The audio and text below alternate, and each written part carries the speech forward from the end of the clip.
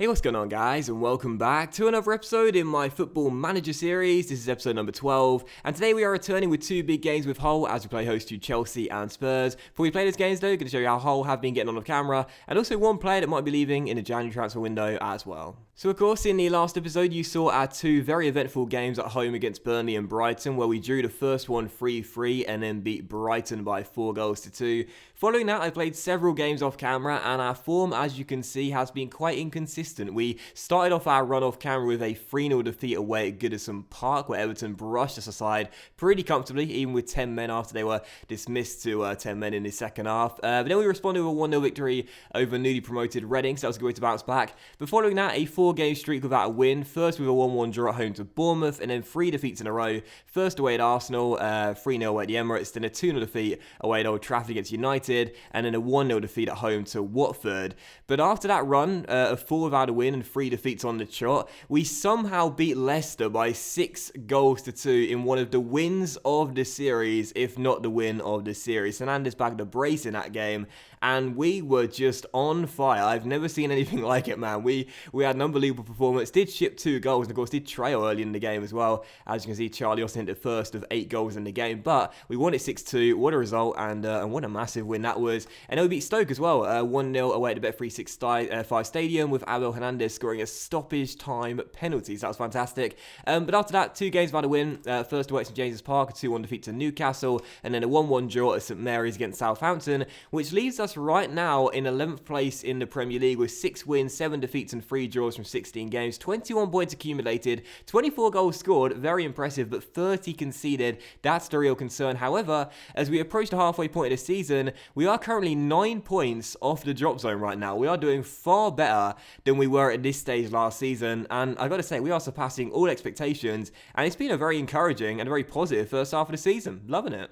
Having said that, I don't predict us getting much from the first 2 games today, and especially because we currently have a couple of injury problems right now. Gerard Deulofeu is out, but is returning to fitness, which is good, but look at all these red arrows. Oh my god, I hate red arrows so much, particularly on young players. It just drives me crazy.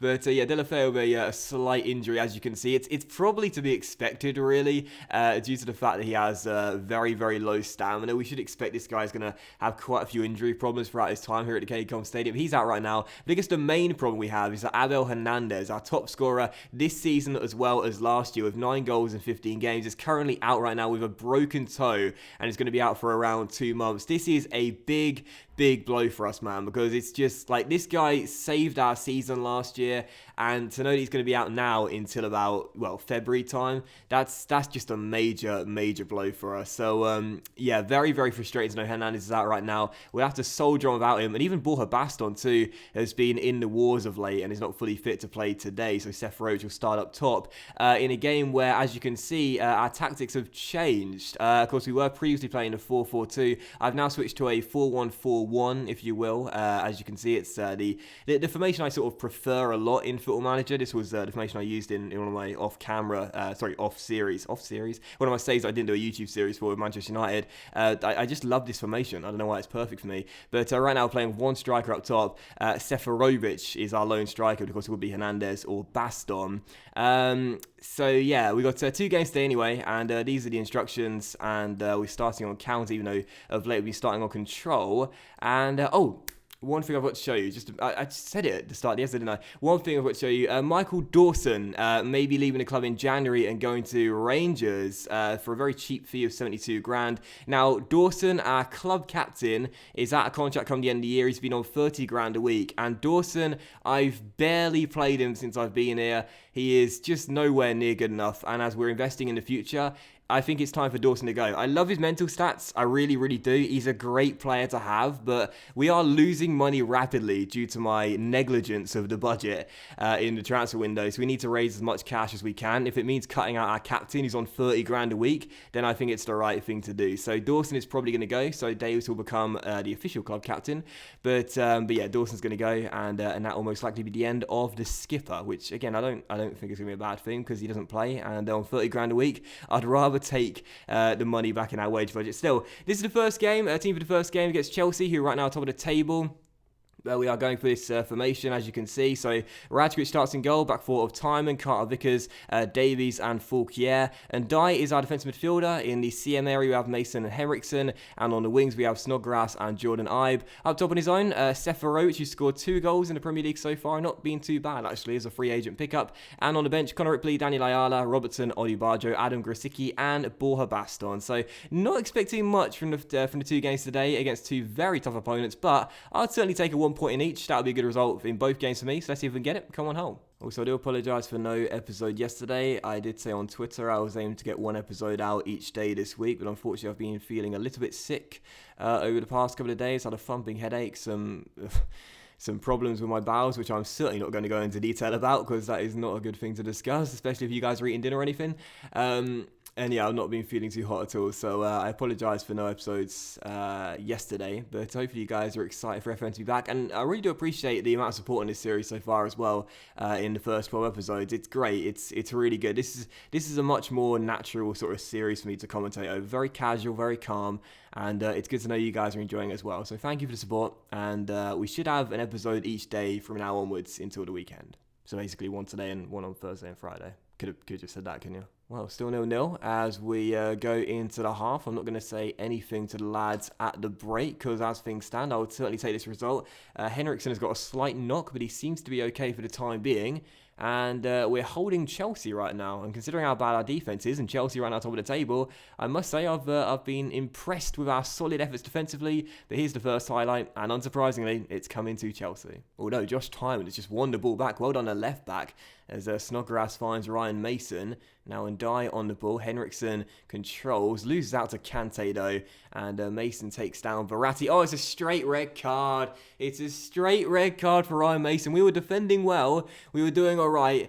But now Mason is dismissed for a straight red card. This is going to totally ruin my formation as well because I can't play I could just play a 4-4-1 and I suppose push and die up to CM and drag Snodgrass and Ive back down. It's not how I wanted to approach the rest of the game. We're going to have to now. Mason sent off, and that is so frustrating. We're defending well, and I do set hard tackles on a lot of my opponent players, so I guess I'm the one to blame for that sort of stuff, but that's frustrating. We were defending well, we were doing all right, and now we're down to 10, and I think Chelsea are going to take full advantage now. And right on cue, here's a highlight for Chelsea. It's a scramble. Oh, well, what happened there? Carter Vickers, I think, blocked the shot. There was a scramble. Raj came out for it, and then in the end got nowhere near it. And Chelsea should have, and probably, well, they could have at least made it 1-0 there. But I think Carter Vickers might have blocked the shot. I've been giving the guy first team footballer late. Well done, the American. So 2 minutes to go. Chelsea have just had a tame shot saved by the boy. And as things stand, this will be a really, really good result for us, especially playing most of the second half with 10 men. However, right on cue, Chelsea could be forward for a counter-attack. Willian storms forward here, finds Alexandro. Sandro comes inside, shoots, but it's an easy save for the goalkeeper, thank goodness. Still 0-0. Can we hang on? Well, this should be that. I'm not going to have time to make my third substitution. And there is a full-time whistle. Well, what a result for Hull City. 0-0 the final score. And for a team that can't defend, for a team taking on top of the table, for a team going down to 10 men, 10 minutes after the restart, I'm going to passionately say everybody thought we'd be beaten today. Well done for proving them wrong. A great result. A couple of players have lost focus, including Snodgrass and Ndai.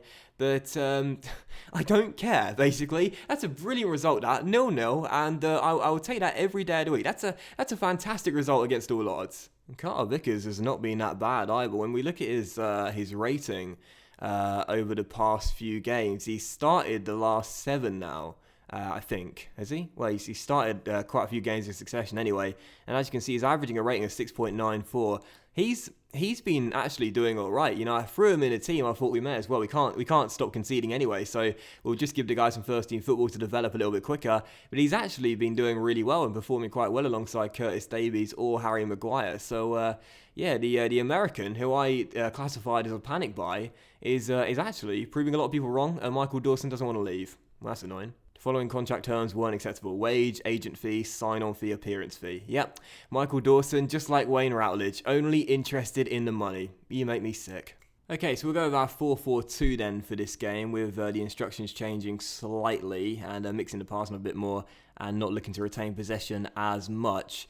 And this will be the team for the game then. Right now, 2 players injured now. Mason suspended. We've got quite a thin squad here with Hull. And this really is a concern. We have these sort of injury hit periods and suspension hit periods. We always know we're going to struggle a little bit to find able bodies to play and perform. But anyway, this will be the team for the game. Raj in goal, back four of Timon, Carter, Vickers, Davies and Fulkier, so no change there. But Delafeu back in the team, straight in the first 11 on the left-hand side, Ibe on the right and in the middle, and Dye and Charlie Adam. And up top together, Borja Baston and Seferovic as a strike duo that don't really fill me with that much confidence. But on the bench, Ripley, Ayala, Robertson, Odubajo, Snodgrass, Grosicki, Keane, and yeah, let's get straight into the game. So we did well to draw 0-0 against Chelsea, and I'm not too confident of Lightning striking twice and us keeping another clean sheet here, but you never know. You never know. Come on, Hull. You know, for someone that just saw Ryan Mason dismissed for a straight red card and a shocking challenge, maybe I shouldn't be assigning everyone to tackling for hard, and maybe I should learn from my mistake in that last game, but maybe the tough tackling is what put Chelsea off. So let's do it again. Let's see if it works. So first from a highlight could fall here, and Dye launching the ball through to Borja Baston, who control well down the left-hand side, comes in field, but Kyle Walker makes the tackle. Unlike the Chelsea game, I'm anticipating a lot more shots on our goal in this one. And I'll be very, very surprised if we can keep Spurs at bay for longer than the first 45 minutes. Here's Dele Alli on the ball, finding Moussa Dembele, the Belgian. Now Christian Eriksen back to Dembele. Dembele releases Prato. Fulkier gets it clear though. Maybe a chance on the break. No, terrible pass. Spurs get it back. And now Ali sends his man down the right-hand side. And does he want to cross? Yes, he does. And Prato can't get the header. And it's turned behind in the centre by Harry Kane there, who outjumped Carter Vickers but couldn't get the header goal bound. Still 0-0. And I'm not sure how long it's going to last, but can you imagine 2 clean sheets against Chelsea and Spurs? That would be unbelievable. Although, let's be honest here, it's still very unlikely as Harry Kane gets on the ball and finds Rafa back towards Dele Alli. Now Dembele playing it long towards Kyle Walker in space down the right-hand side. Timon can't deny the cross, and Harry Kane gets on the end of it, but heads it wide. Second header he's had in our 6-yard area, once again losing out to him in the centre, but he can't hit the target right now, and that's good. There is yet another highlight though for Spurs of Harry Kane on the ball, and Kane back towards Dele Alli. Surely it's only a matter of time before Spurs do take the lead. Walker once again getting free down this right-hand side, and the header by Rafa Silva couldn't be kept out by Raj at the near post as he lets it squirm through and into the back of the net. 1-0. I really think he should have saved that one as well there. He seemed to get close to it but couldn't keep it out. 2 very good London sides, both in the top 4. We knew it was going to be difficult to stop these teams from winning. We did well against Chelsea, but now 38 minutes in, do trade against Spurs, and I feel like that's the sort of goal where now the floodgates can open. They've got the goal, the pressure's off, and now they might start attacking in the second half a lot more ferociously and finding more goals. Well, if anyone's going to score again, you'd think it would be Spurs once more. Still 1-0. I didn't want to have to change formation to this one because I much prefer our 4-1-4-1 at the moment. That's the formation we've stuck with for most of the recent run that I've done off camera. I started with a 4-4-2 briefly, but then switched to a 4-1-4-1. I think straight after the Everton game, funny enough, where we lost 3-0. But this 4-4-2 right now is not wielding results, and hence why I'm not feeling confident that we can get back in this game, as Raj makes a good save there to deny Prato at his near post. Still 1-0, but it's all Spurs right now. I just don't trust the 4-4-2 anymore. It's outdated. It's an outdated formation. It's like my YouTube channel. It's outdated in today's era. You've got to change to something more modern. Come on, mate. Could have played Snodgrass through the middle, thinking about it. I mean, Robert Snodgrass got some really good technical stats. Could have played him through the middle and tried to work it that way. But anyway, here's Seferovic on the ball. Through towards Borja Baston. Maybe a chance here for Hull to get a rare sight at goal. And Dye has his pass cut out though. Why did I even have a little bit of optimism there? I knew it wasn't going to happen. Dele Alli runs forward and finds the goal scorer back towards Moussa Dembele, and Dembele turns one. Can he get a shot? Well, yes he can. Easy save. Still 1-0, but I mean, I've got to change something, but I'm just not sure what to do. Okay, so what I'm going to do is exploit the flanks a little bit and clear it out wide. I'm going to play more direct in our passing as well, get the ball forward as quickly as we can, and switch to a 4-2-3-1 wide. Take off Borja Baston, who's done absolutely nothing. Bring on Robert Snodgrass and play him through the middle, supporting Seferovic. I'm not entirely convinced this is the right thing to do here, but we need to make some sort of change to have any chance of getting back in the game. But instead, the first highlight directly afterwards comes to Spurs. Harry Kane gets on the ball. Carter Vickers don't want to take him down. Kane continues to run forward. Carter Vickers made the challenge but can't get the ball clear fully. And Prato makes it 2-0. And I'm feeling like a bit of a Prato making those changes because, I mean, it just wasn't going to work, was it? It was not going to work. I don't think I've tried this formation once ever before. So my players got no understanding of what they're doing. I'm playing one player horribly out of position. Well, not horribly, but still out of position. And Spurs double their lead. I should have just stuck with the formation I was playing, the 4-4-2. Spurs are always a side I struggle against in Football Manager. It does not matter what team I'm using. I always find it difficult playing against Spurs. And now trailing by 2. There's no way we're getting back in this game. I'd much rather just play damage limitation right now and just hold on to a 2-0 scoreline and not let it get worse. Because as things stand, it's only going to get worse as it could become 3, and it would have done had it not been for a fabulous save by our number 95. We're very close to the halfway point in the season, and it should be said, despite this loss, we have actually played really, really well in the first half of the year. Having said that, as Lamela flashes one just wide the post, there are too many games where we have, just like this one, where we literally can't attack, can't have any chances created whatsoever, and we just invite pressure, and because we can't defend, we're always going to ship at least a couple of goals. So 2-0, and yeah, it's not going to get any better in this game. So if I'm coming back again for another highlight, it will be for Spurs. And right on cue, here is a highlight for Spurs. Victor Wanyama gets himself inside the area and shoots, and it's a brilliant save by Raj, who's made a couple of good saves in this game. I thought he could have done better for the first goal he conceded, but really, he's kept this scoreline respectable. Still 2-0 to the away side, and I'm hopeful we can just keep it at 2-0. That's not the sort of mentality you want, really. That really is loser mentality. I'm hoping we can keep the scoreline as a 2-0 defeat, but I mean, right now, our goal difference is going to take a battering every single year, it seems, with me in charge, because we just can't defend. So, again, a 2-0 defeat in a game where we've been hammered in the stats is not as bad as it possibly could have been. Alright, so that should be that then. Just a few seconds to go, and we still trail by 2, and that will most likely be the end of the game. So final score, Hull City 0, Spurs 2. We did very well to draw against Chelsea 0-0, but in this game, very disappointing performance, but forced into those tactical changes really due to injury and suspensions.